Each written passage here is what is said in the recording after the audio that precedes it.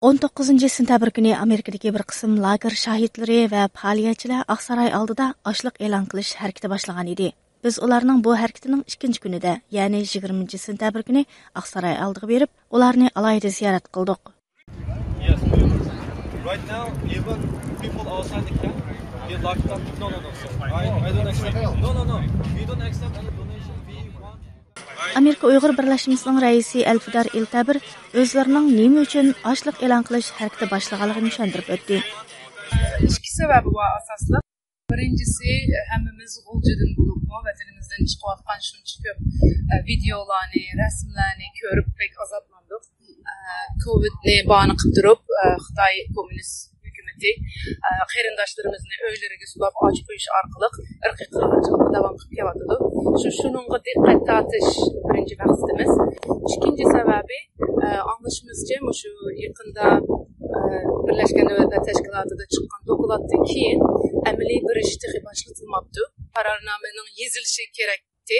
Lakin Amerika mı yoki başka devletler mi tıxı şunun layihəsini yazıp çıkmabdı, başlatmabdı. Şu sebeplik biz bu yerde Aqsaray'ın aldığı turuş arkalık Amerika hükümetini şu kararnameni yazıp çıkışını, başlatışını talep kıldık. Elfidar o'zlarining hozirgi ochliq e'lon qilish harakatining maqsadini muxbirlar hamda Amerika hukumatining axborot uchur ishxonasi va bu ishxonaning bayonotchilari bilan aloqalash orqali ularga yetkazayotganligini, pat arada ulardan bir javob kelishini kutayotganligini aytdi. Ma'lum bo'lishicha, ochliq e'lon qilish harakatiga qatnashayotganlar tunugun kechinimi Aqsaray oldida o'tkazgan bo'lib, ular bu jarayonda bir qism qiyinchiliklarga duch kelgan. Lager shahidi Zumrat Davud ayol kishi bo'lish sifati bilan kechida talada yetish osonga to'xtamagan bo'lsa-mu, ammo ochliq e'lon qilish harakatini bir natija chiqquncha davom qilganligini aytdi. Dandan chiqib guvohlik berib kelayotgan Amerikadagi to'yimiz hamda Mehrgulning bolalarining mijozi yo'q, ham ikki bolasi qaraydigan odam yo'q, chiqamay qoldi. Qolgan uchimiz mishada turib butun dunyoni ta'sirlantirgidek mush xalqimizning osh qolganligini, bu shu Xitoyning bizning vatanimizga yurgizayotgan irqiy qirg'inchiligini dunyoga anglatish. Tunugandan boshlab, tunugun atgandan boshlab biz tomoqni yemidik, kecha mishad yetdik. Bu osonga to'xtamadi. Bu yerda yetishni men bek oddiy o'ylab ekanman. Rost desam, bu talada yetish oson emas-ku. Hatto biz kichik bir chidirni qurib olgan. O chidirning kechida soqchilar kelib buni yig'ishtirib tushimiz dedi.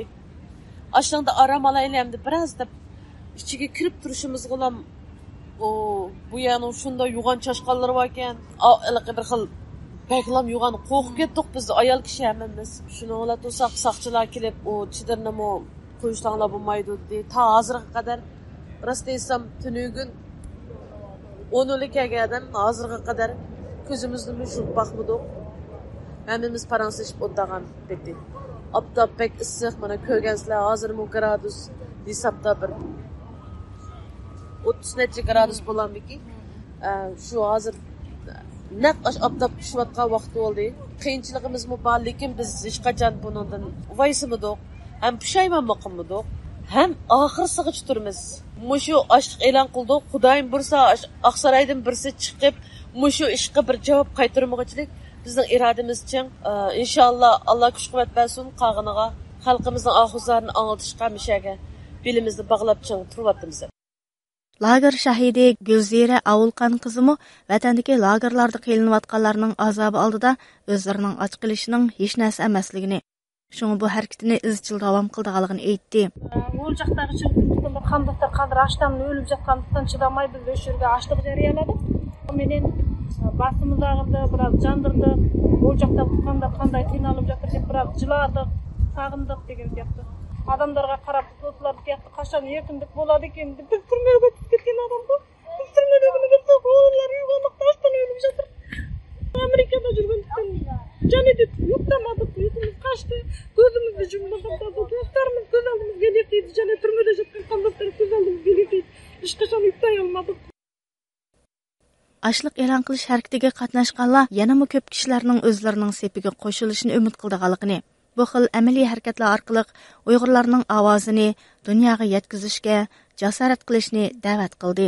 Dilyar sayfidan lagerga qamalgan dadısını qutquzush va Uyg'urlar uchrayotgan irqiy qirg'inchilikni to'xtatish uchun qo'ldan kelgan barliq choralarni qilayotganligini, yana ko'p Uyg'urlarning bu sapga qetilishi kerakligini ta'kidladi.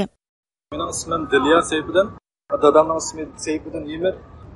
Dadamning mush kamp kirkatganiga 2 yildek bo'ldi. Men hamma ishni qilib boqdim. Mana bugun mushu hemşirelerimiz bilen müşkemde çıkan arkadaşlar bilen böyle starvation deb 3 gün aç qılıp bolsunmu 5 gün aç qılıp bolsunmu şu siz cevap dersin deb o'ptalik uchadi. Men ishlamanki shu bizning oralarimizda ota-onalari bolalar turkatganlar muborak kamplarga kam qilmagan bo'lsa-mu shu g'ulzida vaqalarni anglatsizlar hammalar. Shiqlatga o'lib ketib qolganlar bor.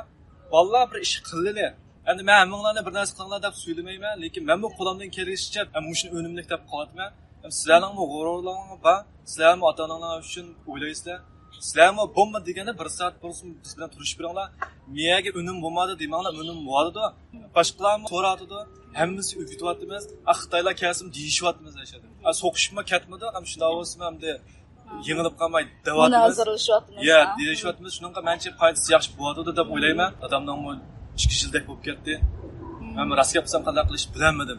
Vicdanim chidamadi.